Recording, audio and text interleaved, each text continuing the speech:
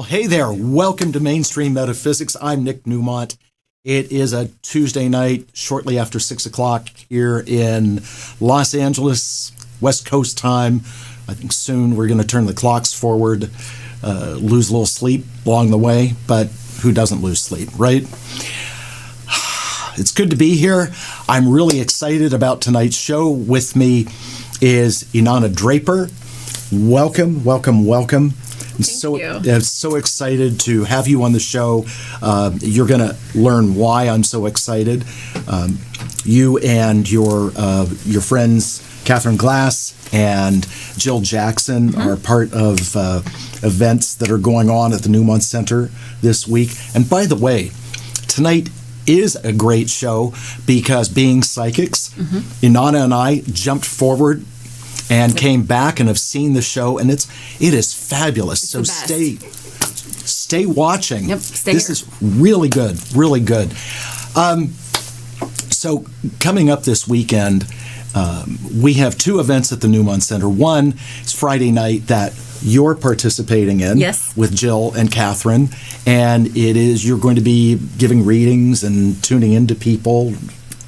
So it is a multi-dimensional gallery in which we will be offering messages from interdimensional galactic beings. So, there might be some Pleiadian messages, there might be some messages from Sirius, there might be some High Council messages. Right. What we've laughed is we'll find out when you find out. Right, exactly. And then on Sunday, we have a full day event, which has with Jill and Catherine, which is let's call it a psychic development class. That's all day at the Newmont Center. So if you'd like more information about either one of those events, get in touch with any of the ladies, or myself or Audrey.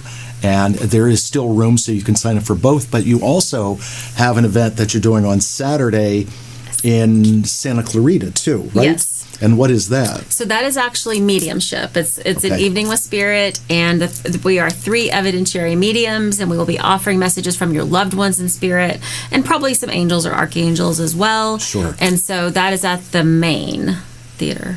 Okay. Okay. Out there. So again, if you'd like more information about that, contact any of us, and we can set you up with that, and how to attend, where it is, and so on and so forth.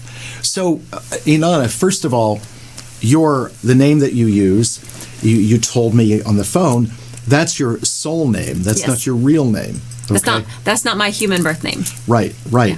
And in the years that I've been doing the energy work that I do, sometimes the guides will call someone their soul name. It comes through sometimes it doesn't.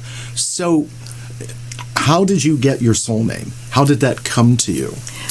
So it was about 2011, and I was doing a meditation on one of the supermoons. I was like, I really want to know that question, who am I, right? Who am I? I want to know who I am, why I'm here, all of those questions a lot of us have. So I did this full moon release. I wrote out all the parts of me I wanted to let die so that the new parts of me could birth in, all of it. And I was like, well, who am I? What is my name? And I heard, you are Inanna. Your name is Inanna. And I went, well, that's stupid. I did. I swear I did. And I'm like, well, what about Anaya? Or all these variations, I'm not, right. That's not even a name. That's not even a name. So I argued with Spirit because I don't know a lot about astrology, just enough to be dangerous, but I can tell you my moon is in Taurus. And so I will. That's right. Taurus moon. That's what I did. And so I argued with it, and then I did a QHHT session with a practitioner, and again I asked that same question, and then when I played it back, I heard myself say again that my name is Inanna, and I was like, oh, okay, fine. So I still didn't do anything with it.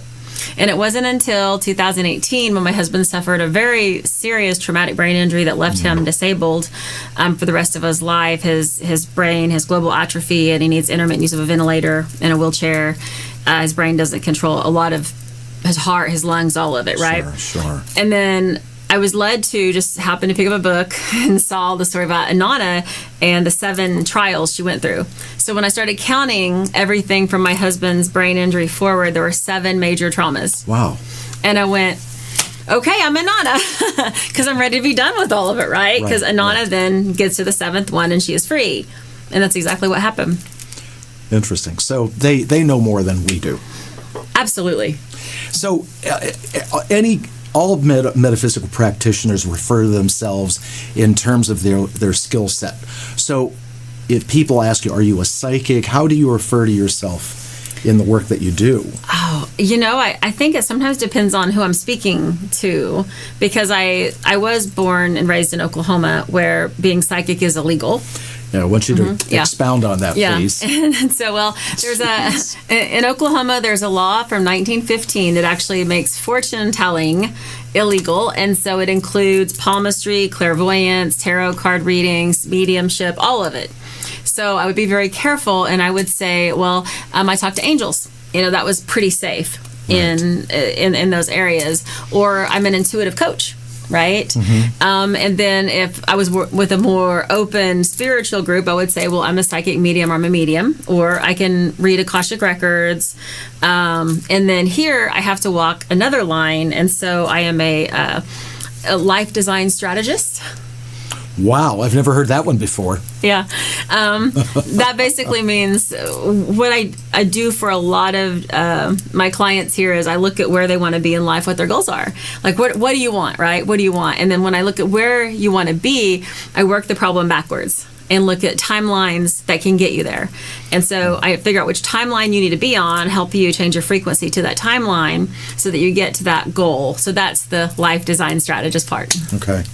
So you have made some comments before we went on air about time, and time doesn't exist, and so on and so forth. And I'm right on board with you on that. I get the whole fourth dimension, fifth dimension process. But when people want to know when something is going to happen, how do you work with the three-dimensional timeline? I ask Spirit. Okay. I know it's a loaded question. Right. Well, I do. I can remember this one time, a guy was kind of a little skeptical. This was more than 10 years ago.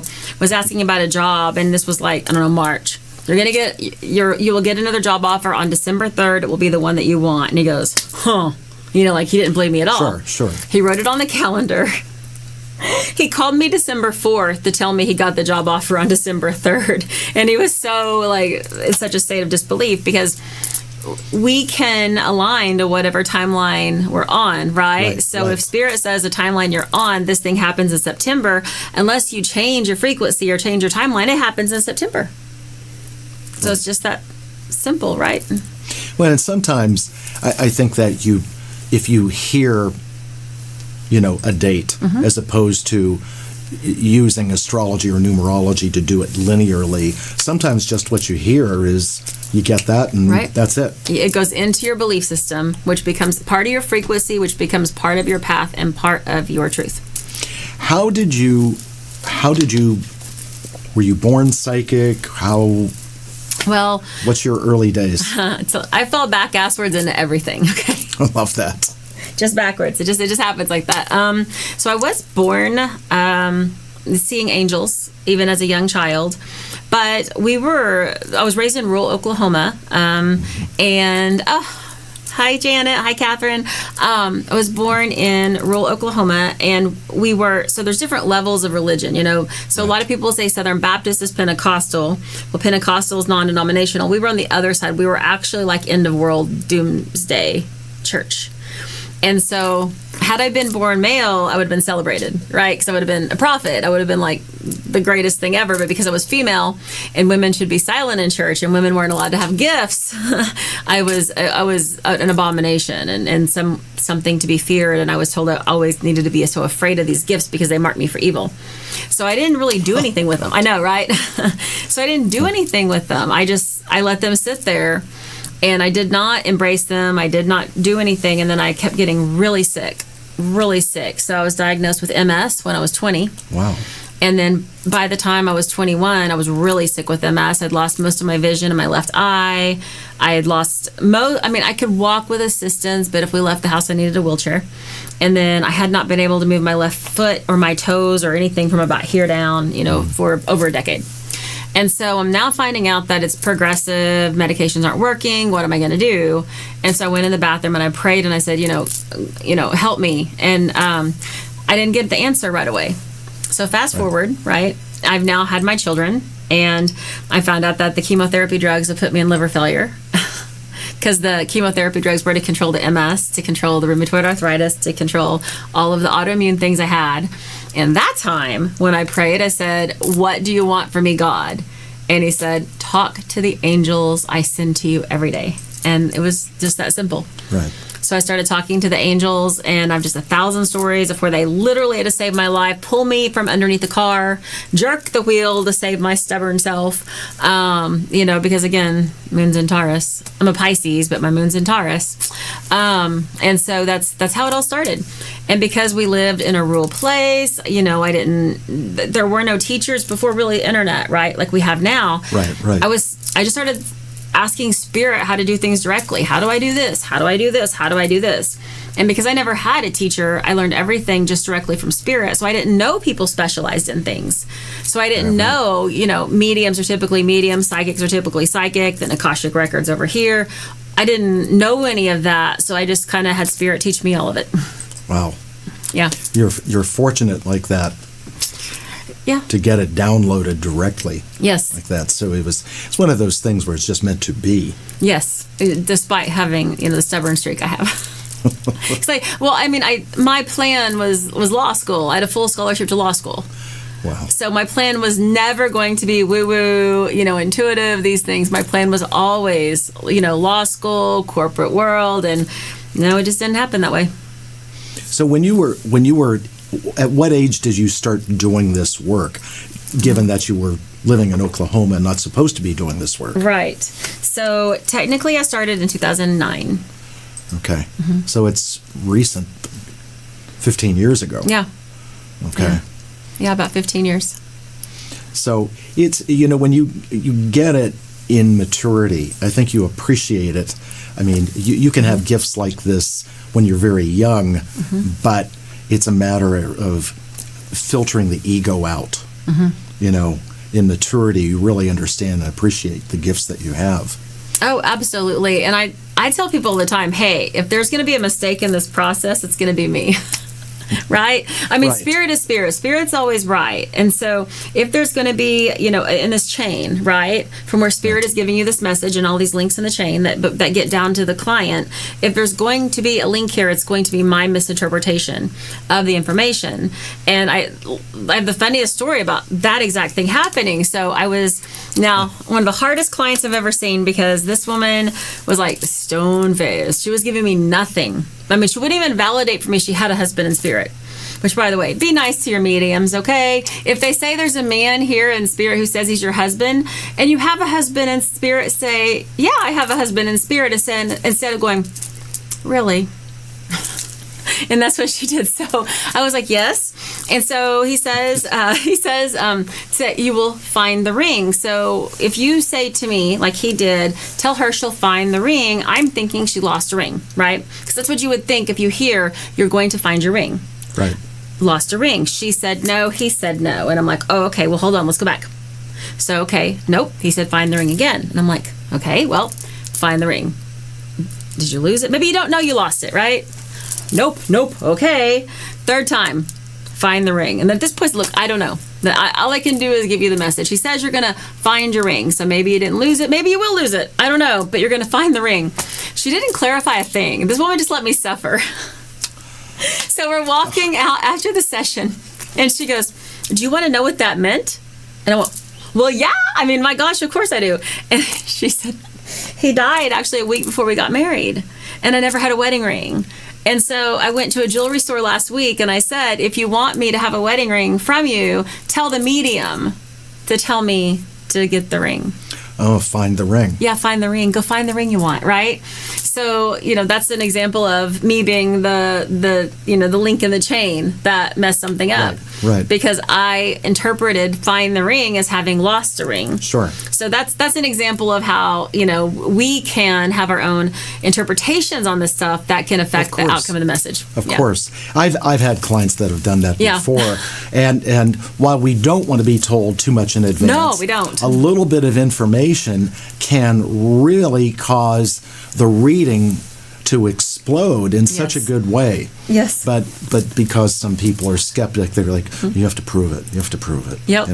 Well, and she referred so many people to me, and she was so happy. But I mean, it was like, okay, there we go. So so if there's going to be a breakdown, it's always going to be. I view myself as someone who interprets languages, right?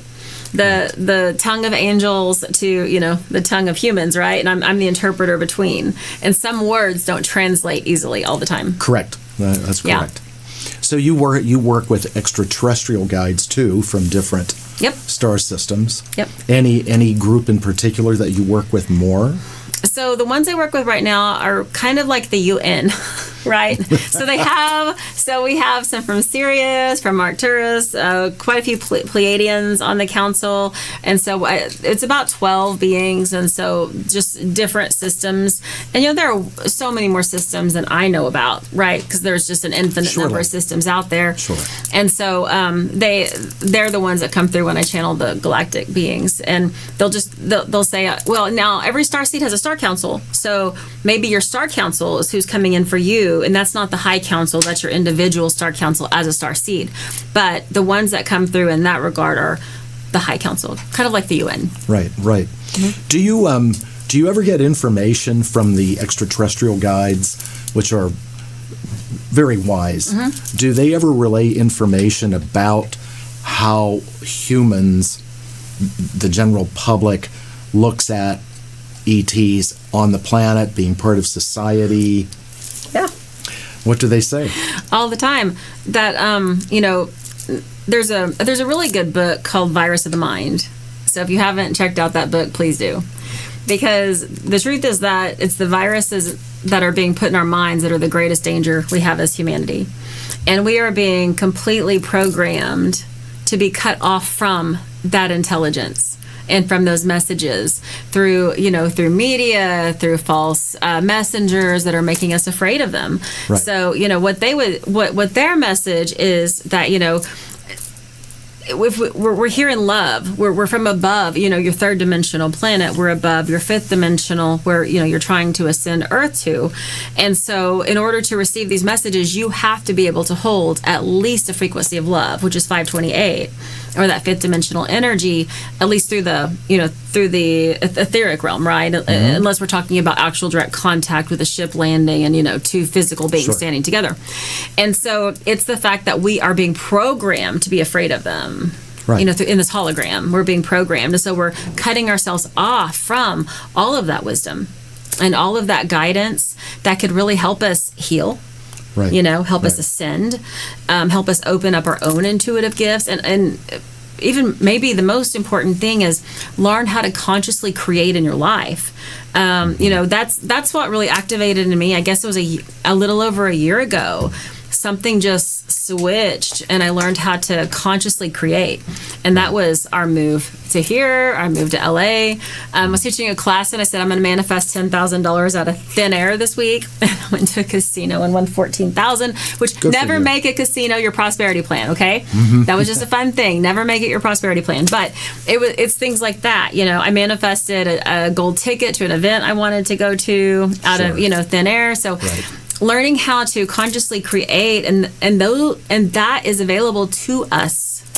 It's consciousness, but it's also a consciousness-based technology that they have. And so if we can open ourselves up to it, we can have whatever we want in life. Right. Absolutely. Yeah. When just a brief thing, when COVID came and there was all that shut down, all this, Audrey and I did not shut down. Yeah. It's like, I'm not buying into it. Yeah. At the time, I had a healing center in Oklahoma, and I had a food pantry and a little bit of a clothing closet, and During the whole time of COVID, people would call me and they were sick, and I would go leave little vitamin packets, for everybody, Sure. what they It's nice of needed, you. on their door, and then food and whatnot. And so I didn't close down either. I stayed open, trying to serve the community as best as I could. Good for you. Yeah, because there was, and I do know people who did leave this earth via that virus, including some family members, right? But the greater virus is fear. No doubt. Yeah, the greater virus is fear. And it's the fear that stops us from accessing this divine intelligence, divine love, and even greater technologies through consciousness. And it's fear that's stopping us from creating a cohesive unity on this planet that would bring everyone up. And we would access more peace, more unity, more healing, everything. I don't know about you, but I'm witnessing a lot of separation where there are people that obviously are becoming more fifth dimensional. Yes. And there are a lot of people that are choosing to stay in 3D. Yes. And so I think this separation is just part of the process. Yes. Choice. Yeah, It's free not- will. Right. Exactly. Free will. Yeah. Do these beings that you commune with, do they ever say anything about watching things to the point of needing to intervene or anything like that? So free will is paramount. However, Right. if something is going to happen that is not part of your free will, right? It's not part of your path. Like, let's say that someone was going to, one of the ones I've heard a lot about, set off like a nuclear weapon, then intervention is warranted. Myself, I said I've had to have my own life saved a couple of times by these beings because I did not heed the warnings correctly. And I was literally pulled out from underneath the rolling car one time, and I had big handprints on my shoulders from being pulled up from underneath the car. I've had them grab the steering wheel and jerk me away from an oncoming car. I've had that. Yeah. Yep. See, I make myself sound like a hot mess, and let's be honest, I am. Okay. But yeah. So if you're open to it, that's just it. You have to be open to letting spirit in your life, because if you sit cross like this and like, nope, don't want any of that, guess what? It's not going to happen. Right. It's not going to happen. Yeah, miracles happen to people that believe in them. That's right. They look for them. Yes. That and either everything's a miracle or nothing is, and I choose to believe that every single thing's a miracle. When you and I talked on the phone yesterday, one of the things that you were saying to me is that people, the general public, get caught up in physical media, okay? Yes. In other words, using some kind of cards, palms, whatever, to read, but those of us that are really tuned in don't really need Correct. media like that. Yes, that is correct. So when you do a reading for someone, how does that start? What technique do you do? Do you just sit quietly? It's whatever my client wants. I mean, some clients are very accustomed to oracle cards, and I could not read tarot to save my life. Don't know how, but I can use oracle cards because they're really vague, and I just let them fly, Sure. right? And then just tell you whatever. I'm a very strong clairaudience, so I can hear what spirit's saying, and I just tell you what they're saying, right? And then I can use the cards to back up what I'm hearing. Sure. But the message is directly from spirit, and so someone would, you get to the end like, well, you didn't pull any cards. Hey, I'm the message.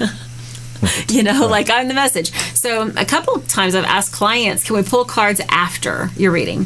Can we pull cards? Sure. And I know you want to pull the cards. Can we pull them when we're finished?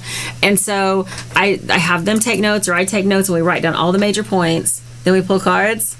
100% of the time, the cards reflect exactly what Spirit had just said. Sure. Yeah. Sure. Yeah. I think it's because some people are very visual. Yes. It's sort of reassuring. They want to see. They want to see it. Also, they want to feel like they've had an input, right? Like it's not just you channeling something that they can't feel a direct connection to. But if they have cards, they can see it. If you're in person, they can touch it, right? They can read it. And so it gives them this feeling that they have a physical investment, or they've put their own contribution into that message. I have family members that want me to do the cards when I really don't need to. Right. Now, like in myself, people that know me know I channel Merlin, who's one of my main guides. Who do you consider by name or by evidence as your main guides? Quite a few. I channel Michael a lot, Archangel Michael and Archangel Raziel. Both of them, Archangel Metatron sometimes. But also, I mean, Lilith is my girl. Oh boy. So, Lilith is my girl, yeah. That return of the divine feminine and retelling that story of women and bringing back the power to women and the divine, that divine energy that is held within our physical vessels, right? Within our womb, within our beings that has been taken away from us over and over and over again. And Lilith is the symbolism, right? But also the origin of that story, because she refused to submit, right, and was cast out and made to be a demon, and then Eve was created to be submissive, and then women got blamed for the downfall of man and sin and all of the things that happened, right? Of course, right. Yeah, I know Lilith's story yeah very well. So what I would like, if you would, and we did talk about this before, would you demonstrate your abilities on me so people can get an idea of how to work with you? So what way do you want me to go? Akashic Records, past life? Whatever you get, okay? I'm very open. I'm not skeptical, and I'm not going to sit here stone face. We're not playing poker. We're not going to do Find the Ring? No. Okay. No. Okay, great. Yeah. So actually, Spirit says that while Merlin is part of your council, you actually work with your own council that is between 10 and 12 souls or beings that you work with. A lot of Andromedan energy is coming through, a great deal of Andromedan energy. So you're definitely vibing on that Andromedan level. It's always kind of weird when someone says how you do something is going to change, because you think, well, wait a minute, I like doing this. But guess what? It's going to change. Probably you have maybe 3 years of doing it this way before you're going to... did you ever see Men in Black? Like, is it the second or the third one at the end, where the guy takes off his hat and it's all like energy up there and he goes, I hope this isn't the timeline where Kay forgets to leave the tip, and then you see the giant asteroid heading for Earth, and then Kay turns around, throws the tip on the table, goes, oh, thank God, and then the asteroid blows up. 3 years. You're gonna be working with at least your 10 to 12 beings are going to be able to take you to a higher frequency where the way in which you work is going to change. And you're actually going to become one of what I call the auditors for this planet. You're already an activator. So you're going to graduate from activator to auditor. And what does auditor mean? I know what the word means. Right. So auditors are the ones who, you asked the question earlier, which is interesting. So you asked that question about when is intervention warranted, right? Auditors determine when intervention is warranted. Interesting. Auditors report directly to the council and then the high council and say, okay, well, this is where we are on Earth, and because I've audited all of these energies, and I can tell you from an insider's perspective, this is what needs to happen. And so global events, good global events, right? Yeah. Like everything from solar events, right?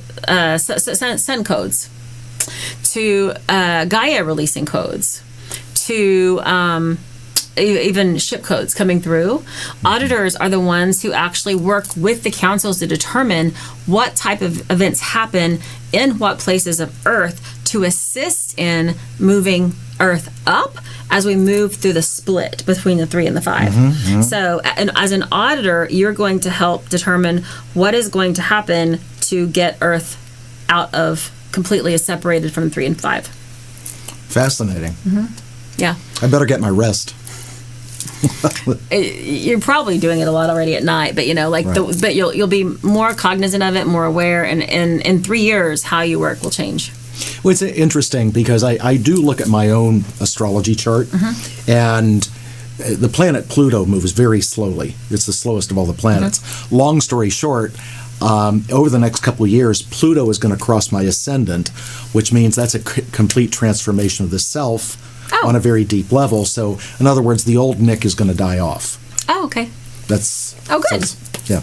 Not good, but No. It's good. Thank you very Well, much. it's like I like it when the messages cross, right? Because I know nothing about astrology, so Right. I can just hear what Spirit says. That makes sense. Thank you. Yeah, you're very welcome. Yeah, it's going to change drastically and dramatically, and it will be good, and you will love it. But yeah, it's one of those things where the old Nick goes. You'll probably actually, start living more as a star being instead of a star seed. Does it mean I don't come home at night from work? It's like, beam me up. Only probably in that, in those other brain waves, right? But you will have more direct contact, yes. Yeah, I've woken up a couple times on a ship when I wasn't supposed to. I remember this one time I was on it, and I was there was this blue ball of light in front of me, and I was trying to. The goal was like a young child, right? Trying to get the light to grow evenly, right? And you pull it this much, and this side snapped in.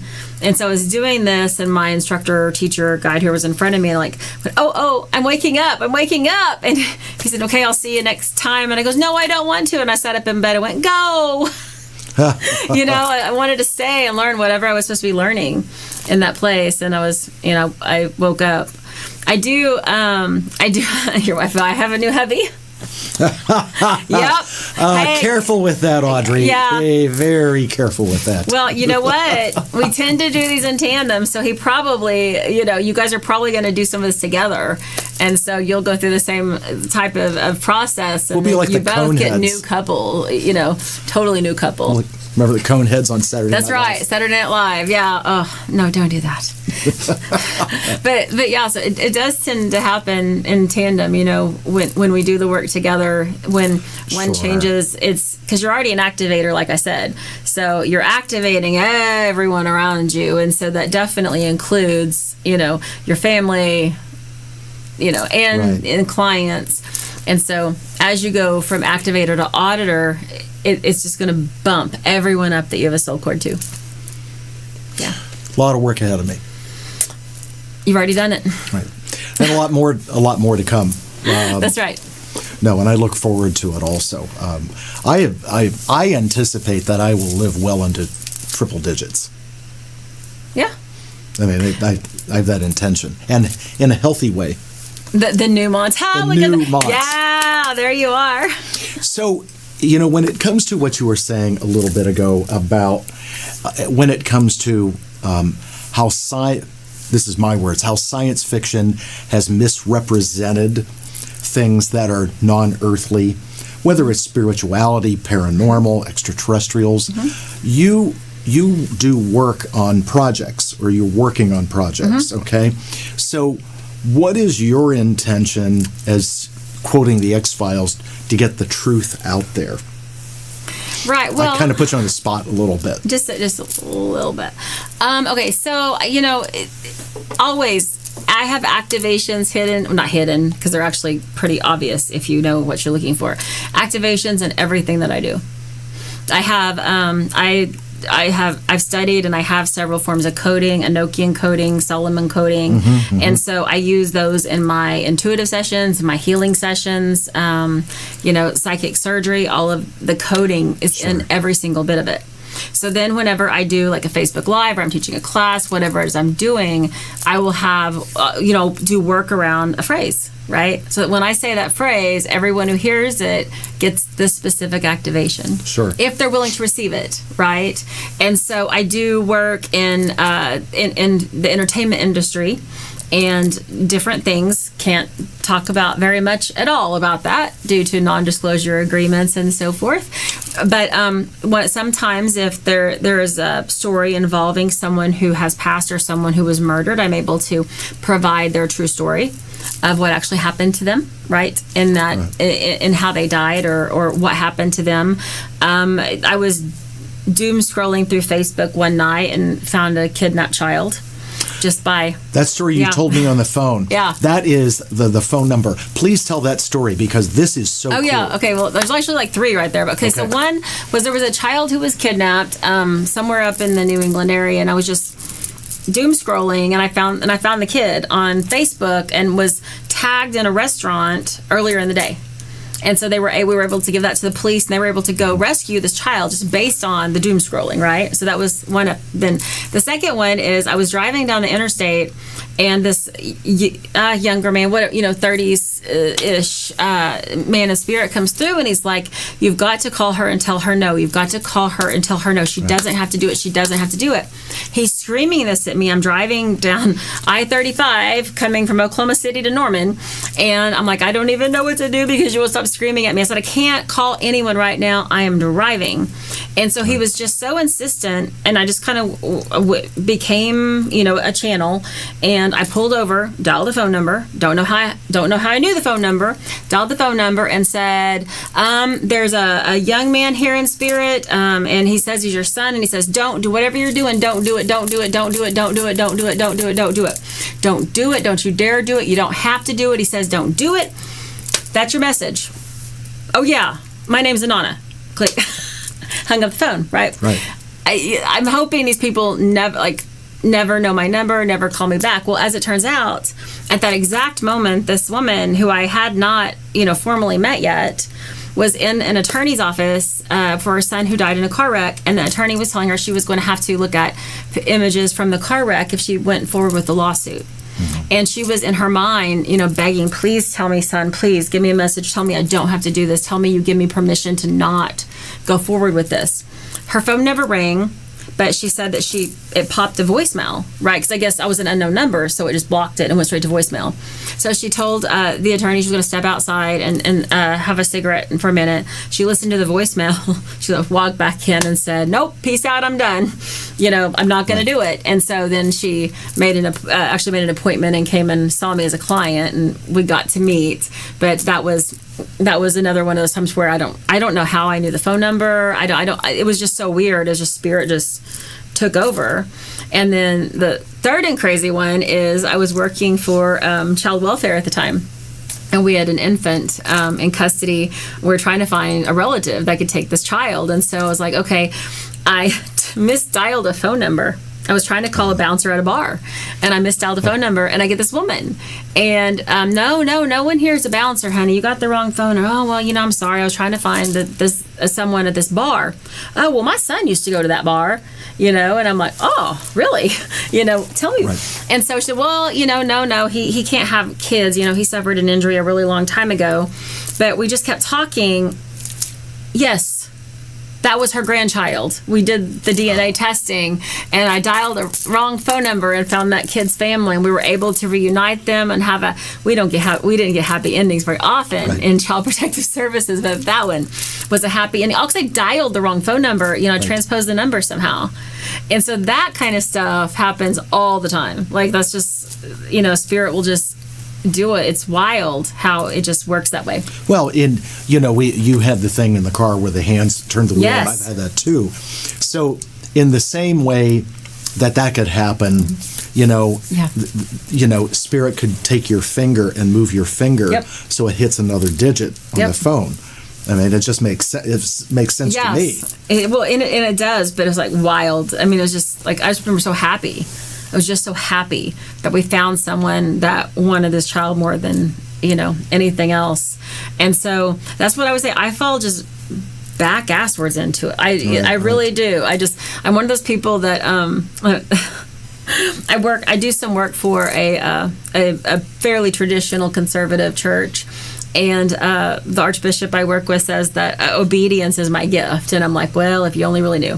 But, if Spirit tells me to do something, I will. I will do whatever Spirit tells me to do because I know that's my directive, right? I don't question what Spirit tells me to do. Now, humans, you bet I'm going to question a lot. But if Spirit says, go do this, I'm going to do that. If Spirit says, well, my friend and I, we had a girls' weekend in Las Vegas this just past weekend, and so I heard, "Stop right now and wait 30 seconds and do not take a step. Wait right here and do not take a step." So I grabbed her by the arm and said, "Would you wait here 30 seconds?" Spirit said 30 seconds. So we literally counted 30 seconds. Mm-hmm. And it was just about 4 or 5 minutes later, whatever happened, and all these police and ambulances came to right where we had been. So we missed whatever happened. We had no idea Right. because we had waited and did not get caught up in whatever had happened. And Sure. so, it's like, yes, Spirit tells me, but I gotta listen. So many times we are helped and don't even know it. Like when people get frustrated, we're late, Yeah. and you find out that if you had left Yep. then you would have been part of that car accident. Yep. Yep. We probably would not survive as well as we do if we didn't have all these subtle influences from Spirit moving us around. Absolutely. Absolutely. I joke that it's like herding cats, right? Like we're the cats and Spirit's just trying to herd us in the direction, they want us to go. Sure. And, like I did close my healing center in Oklahoma. So I'm just really working via Zoom and then with the production and entertainment jobs right now. But when I had, my healing center, it would be like Spirit would be like, well, go do the, go take care of this, or go, take this money and go to that corner, and wait. And sure enough, somebody would come along that needed the food or whatever they needed, right? And so through the healing center, we were able to do a lot of that and just take Spirit's directives, whatever Spirit said. And Spirit would say, okay, I need you to hold open hours on Friday, because I didn't normally do open hours, 4 to 8, and just sit there. And I would sit there and it'd be like, 7:45, and I'm like, I've just been sitting here forever for nothing. So why Spirit, why? And then 7:59, the person would walk through the door that needed help. And Right. so if you just learn to listen to Spirit, you will always get the information you need. Sure, exactly. And sometimes, using the vernacular, how many times people have said that, they pray, then, their prayers aren't answered. Right. Well, all prayers or requests are answered. Sometimes the answer is no. Correct. That we're not supposed to do that. Yes. So I'm going to ask you something kind of complex. Okay. Okay? So Let's go. All right. So we know that as we exist in the physical world, there's a lot of information that is non-truth. Correct. Okay? Whether it's through the media, whether it's through sources, whether it's fictional through the entertainment industry. Okay? We know that there's a lot of untruth. That's what fiction is. Right. Okay? But we also know the world needs to change. Yes. Because we are watching things happen and there's a lot of mayhem that is engineered. We know that. So how is Spirit going to help us? What do we need to do so the information that is being, I love this word because it's spiritual and physical at the same time, being broadcast is heard so that the truth is out there and we can move toward a more compassionate existence. I love that. Okay, so I'm a huge fan of Dr. Joe Dispenza. I mean, just like huge fan. And I think that if he were asked this question, what he would say is, you have to stay awake. I slipped unconscious again, right? Because if you're unconscious, you're running one of these programs. And that's it. You're in a program, and it's like the Matrix, documentary. The Matrix is a documentary, guys. They call it TV programming for a reason. Everything is broadcasting. It's programming. And if you are not sovereign in your being, right, then you are being controlled by somebody or someone or something. Usually it's a program. For example, right now, one of the programs that's running is the economy. Right. And they're telling you that inflation is terrible. There's a large part of our population is, unhoused and living on the streets. They're telling us there's not enough resources. There's not enough money. Lies, because there's more than enough money on this planet. There's more than enough resources to take care of every single person on this planet. Yes. And if you buy into the program that there's not enough, you are limiting yourself in what you can do, because the truth is that there are people right now that are living their absolute best life. Why? Because they're sovereign. They're awake. They're not buying into the programming of there's not enough. They're not buying into the programming of, inflation is too high. There's not enough money. There's not enough jobs. We're having to short sell ourselves and take jobs that don't pay as well because there's not enough to go around. The truth is in sovereignty. If you're not in control of what you are thinking and what you are feeling, then you're in a program. And the moment you realize you are, it's okay. Just like, oops, I slipped unconscious. Oops, I fell from grace. Oops, I went to sleep. Right. Come back into sovereignty where you are consciously creating your life. And that includes that ability, because when you are sovereign and you're the one controlling, your thoughts. You're the one controlling how you feel. You're the one controlling your life. You can allow miracles on every single stage. Every single part of your life that can open up. But if you're going to subscribe to programming, if you're going to watch the news every night, if you're going to read I upset people every time I say this, but here's the thing, guys. It's one big buffet. I don't care if it's Fox or if it's CNN. I don't care if it's Democrat or if it's Republican. I don't care. Conservative, liberal. I do not care. If you chase those cooks all the way up, you get the same kitchen, the same ingredients. They just prepare the dish differently for you, but it's the same buffet. So if you're eating from that buffet, no matter what side you're on, you're part of a program. There's only two emotions, love and fear, right? And that buffet is meant to keep you in fear because of what they're going to do. Right. What they're going to do, what that economy is going to do, what that politician's going to do, what that election's going to do. And fear is a virus. And it pulls you out of sovereignty every single time because it keeps you out of power and it keeps you in the what if, right? And if you could think of the worst thing in your mind that you could survive, you're running all these scenarios of what will I do if I lose my job? What will I do if I don't have enough money? What will I do if this happens? What will I do if I get sick? What will I do if this person gets sick? What will I do if the car breaks down? You're creating it. Because wherever you put your focus is where your energy goes. That creates your frequency. Your frequency creates your life. And there's always a program for you made on that buffet. Whatever it is you want to fear, right? There's a program. Right. There's a program. And it will take you to those places and it will make you believe that you're living in this predictable future because that program is going to keep you there. Right. Yeah.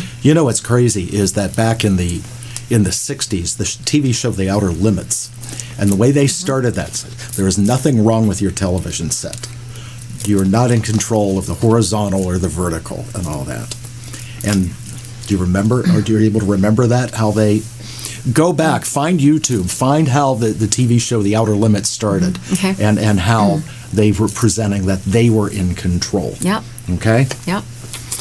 They are. If you're buying into a program, and I saw the comment about psychic surgery, we've been able to, because I'm a medical intuitive and I worked with about 6 doctors back in Oklahoma. I haven't found any here yet to work with, but 6 different doctors, and we were able to actually go in and psychically remove masses and then have a PET scan and prove that they were gone. On 6 different occasions we were able to do this. And so medicine doesn't have an explanation for that, right? That's right. Well, the scan was wrong, or someone else's scan got there, was a funny shadow or whatever, because they don't have an explanation for it. But if you live in their programs, you live in their diagnoses, just like having MS. Right? And MS is a progressive neurological disease. So as long as I was willing to believe that and to subscribe to that program, I was getting worse and worse and worse and worse and worse. Right? Because that's what happens. People with MS usually end up in a wheelchair. In the energy work that I do is all done in the 5th dimension on the soul level. Yes. And I do psychic surgery. And there's times that, if people are really open, we can go in and extricate something that's existing in there, and all of a sudden they feel so good. I've got a message today from a woman I just worked on. It's the best she's felt in years. Because it's something that I took out. Okay. If they can hold that frequency, it absolutely can work. It's hard to find now because it keeps being removed from YouTube. But if you can Google Greg Braden cancer China, right? Put that in YouTube and see if it'll pop up.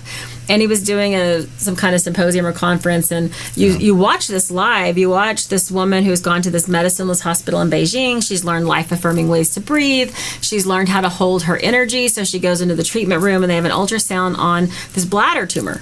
Right? This side is frozen. You just see a picture of the tumor. This side is live on the screen, right? And so then you have these practitioners around her that are chanting a word that they all agreed didn't say, bad cancer, go away, didn't say, remove the tumor now. What they agreed was that they were all in the presence of a woman who never had the cancer.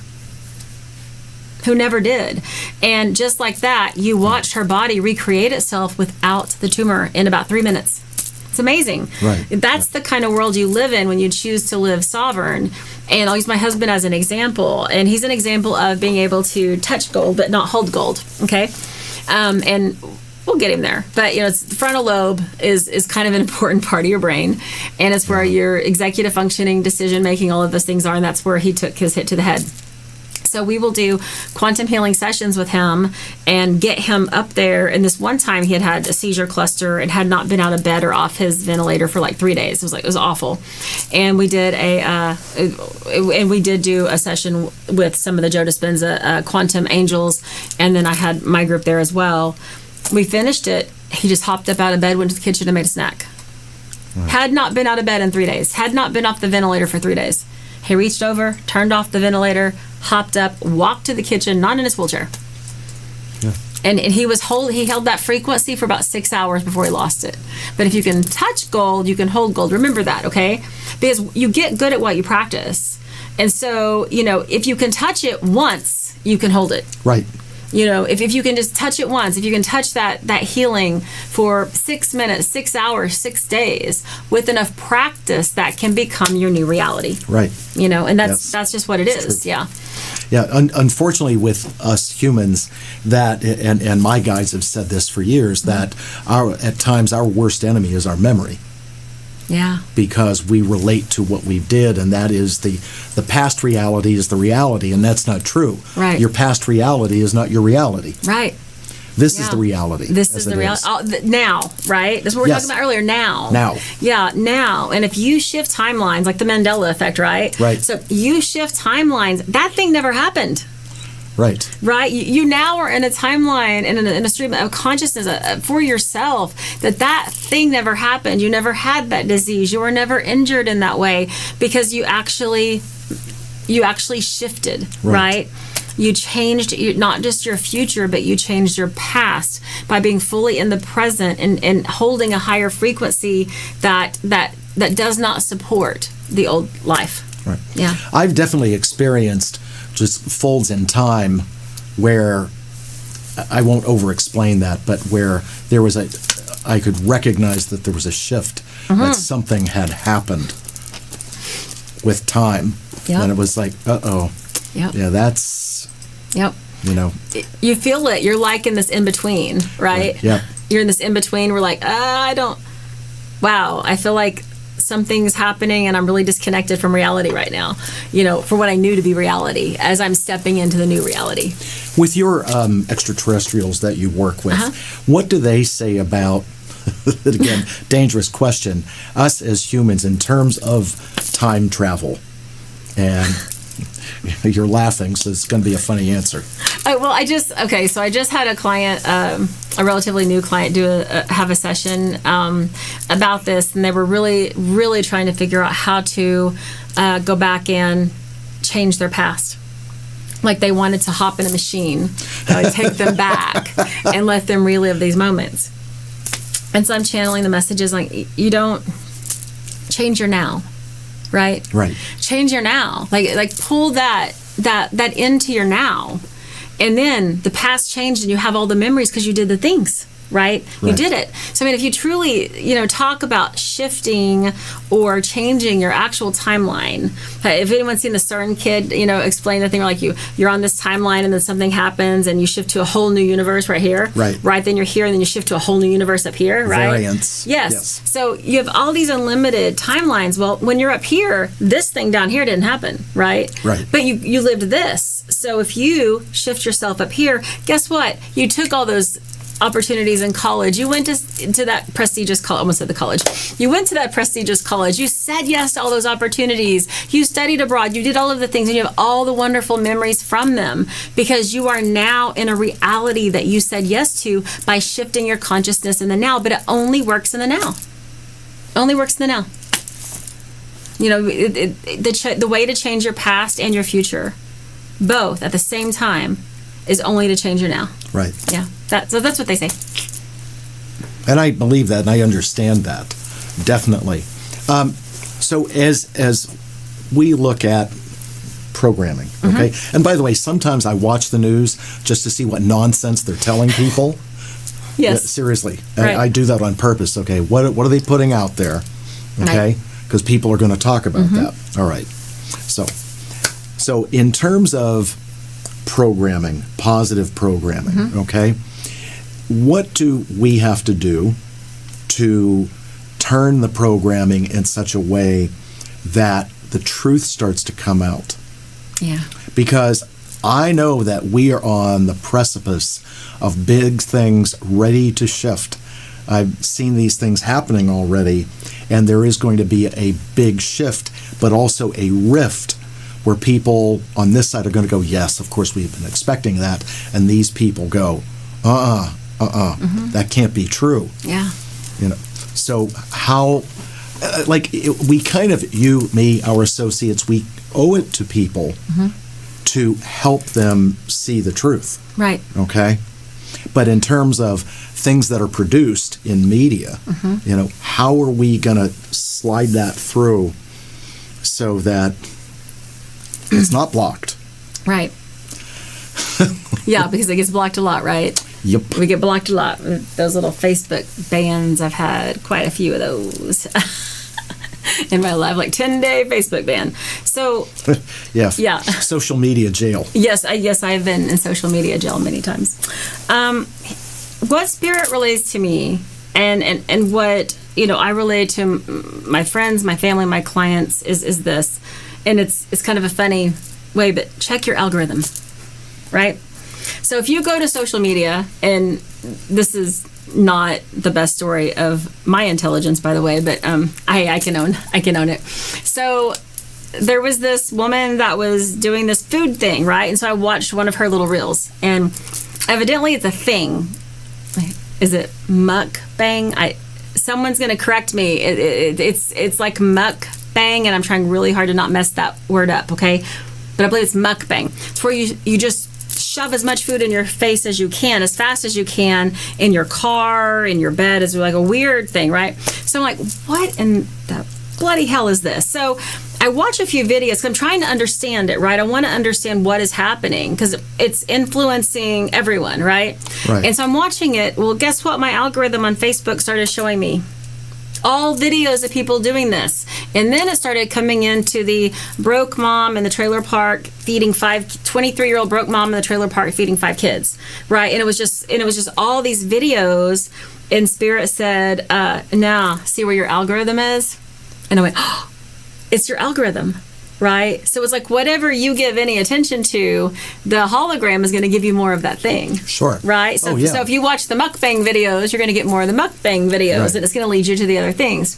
So your algorithm really determines what you're going to get. And so the answer here is to be very aware and conscious of your algorithm in real life. What are you feeding yourself? What are you bringing in? What are you doing? And so like every day you need a minimum of an hour's worth of soul food, right? You would never think I can go, 2 weeks, 4 months, however long without feeding your physical body or having water and be like, yeah, I'm going to go run a marathon because I'm in tip-top shape. No, but we do it to our souls all the time. Right. You have to have soul food, and it's whatever nourishes you.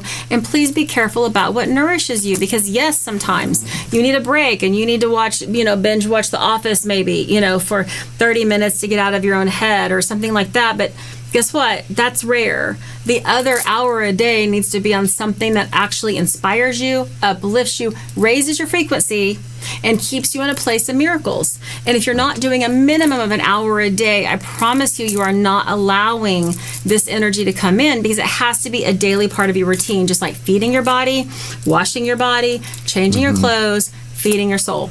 Right. Okay? So your algorithm is going to determine what things come in. And so as a social worker for many years, guess what my algorithm brought me? People who were suffering, people who were broken, not people who wanted help, by the way. No one was ever happy to have child welfare in their lives, right? So your algorithm determines this, because this is, the 3D's a hologram. And so check your algorithm. What are you getting more and more of all the time?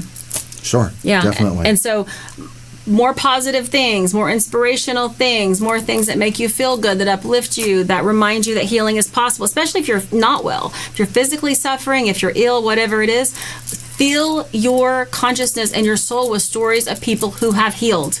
Miracles. Do not join Facebook groups for people who are suffering, or people who identify as disease, people who identify as fatigue, because your algorithm is going to bring you more of that. We all have our own little consciousness-based algorithm that's going to bring you whatever you watch. And so you need to be like vigilant and diligent. Only things that uplift you, inspire you, make you feel good, remind you of miracles, because that's how we open the frequency for that next dimension. Wonderful. Yeah. Sorry, I was a little preachy. I didn't mean to go that was off good. on that. I'm that so was sorry. good because a lot of people don't think of it like that. Yeah. In a moment, we've got to go because the time has moved on. But if someone wants a private session with you, meet with you, how do people get in touch with you? Okay, so right now my website's being built, so I'm just present on social media, on TikTok, on Instagram, and Facebook under Inanna Draper. My scheduling site is Vigaro. So if you can remember, vigaro.com/Inanna Draper Consulting is what it is. But if you just go to any one of my social medias, TikTok, Instagram, Facebook, it'll have a link for a session that you can hook up with there. And Wonderful. Inanna at InannaDraper.com. Wonderful. Wonderful. Yeah.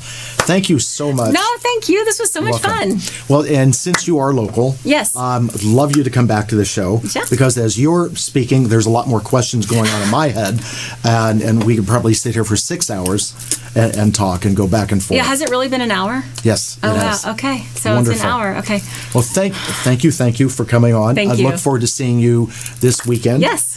Especially the Friday night event at our place.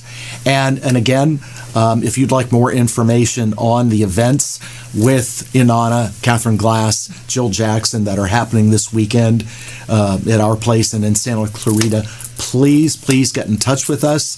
The Newmont Center number is 818-865-8770. I'd be happy to answer questions. I will be back here next Tuesday night with another entertaining guest. Anyway, thanks so much for watching, everyone. And as always, take care of yourselves. Take care of each other. Good night, everyone. Namaste. Okay. Is it okay?